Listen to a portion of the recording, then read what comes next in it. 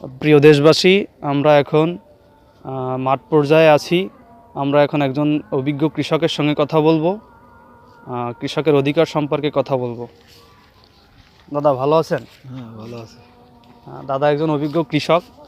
তো আমরা মূলত আসছি বাংলাদেশ কৃষক আন্দোলন থেকে। তো আমরা সবাই জানি যে কৃষকরা খাবার উৎপাদন করে, সেই খাবার খেয়ে আর মানুষ কিন্তু সারা বাংলাদেশের মানুষ বেঁচে থাকে। তো আমরা দেখেছি সেটা হলো কৃষকরা সবথেকে বেশি পরিশ্রম করে, কিন্তু তাদের সুযোগ সুবিধা রাষ্ট্রীয় থেকে অনেক কম। সেক্ষেত্রে আপনার যদি কোনো মতামত থাকলো, সরকার কৃষকের জন্য কী করলে আসলে ভালো হতো? আমরা যেহেতু সবাই বাঙালি, এটা ধরেন।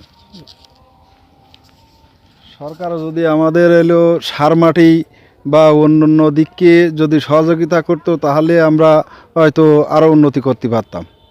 সরকার আমাদের সেই সহযোগিতা করে না।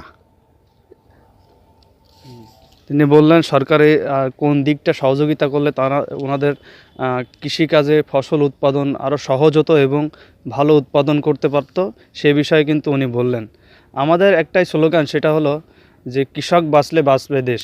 সেটা আপনি সবার সামনে একটু আমাদের সাথে বলবেন। হ্যাঁ, কৃষক বাঁচলে বাঁচবে দেশ। শহীদের রক্ত আমরা বৃথা যেতে দেব না। শহীদের রক্ত আমরা বৃথা যেতে দেব না।